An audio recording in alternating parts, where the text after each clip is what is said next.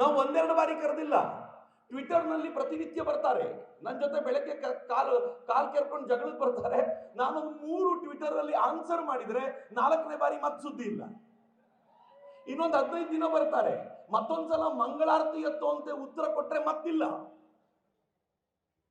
ನಿನ್ನೆ ರಾತ್ರಿ ಬಂದ್ರು, ಇವತ್ತು ಮಧ್ಯಾಹ್ನ ಕಾಣೆ. ಇಷ್ಟೇ.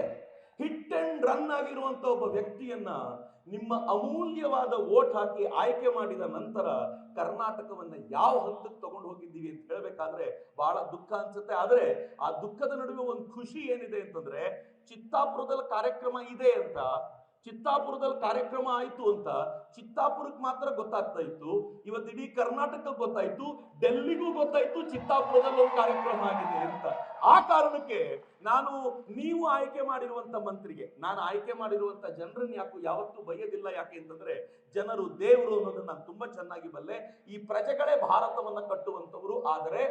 ಆದರೆ ಆ ವ್ಯಕ್ತಿಯ ಕಾರಣದಿಂದಾಗಿ ಇಡೀ ಡೆಲ್ಲಿಗೆ ಚಿತ್ತಾಪುರದಲ್ಲಿ ಏನ್ ನಡೆದಿದೆ ಅನ್ನೋದು ಗೊತ್ತಾಗಿದೆಯಲ್ಲ, ಅದು ನನಗೆ ಬಹಳ ಹೆಮ್ಮೆಯ ಸಂಗತಿ.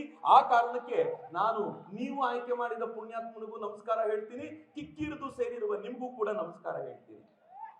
ಆದ್ರೆ ಟೈಮ್ ಯಾಕೆ ಅವ್ರಿವ್ರ ಬಗ್ಗೆ ಮಾತನಾಡ್ತಾ ಕಳೆಯೋದು? ನಾನು ಬಂದಿರೋದು ಅವ್ರಿವ್ರ ಬಗ್ಗೆ ಮಾತನಾಡ್ಲಿಕ್ಕಲ್ಲ, ಈ ದೇಶದ ಹೆಮ್ಮೆಯ ಪ್ರಧಾನಿ ನರೇಂದ್ರ ಮೋದಿಯವ್ರ ಬಗ್ಗೆ ಮಾತನಾಡ್ಲಿಕ್ಕಾಗಿರೋದ್ರಿಂದ ನಾನು ಇದನ್ನ ಇಲ್ಲಿಗೆ ಬಿಡ್ತೀನಿ, ಮುಂದಿನ ಹಂತಕ್ಕೆ ಹೋಗ್ತೀನಿ. ಮಧ್ಯ ಈ ಪುಣ್ಯಾತ್ಮನ ಬಗ್ಗೆ ಒಂದು ವಿಷಯ ಹಂಚಿಕೊಳ್ಳೋದಿದೆ, ಆ ಟೈಮಲ್ಲಿ ನಾನು ನಿಮ್ ಜೊತೆ ಹಂಚಿಕೊಳ್ತೀನಿ.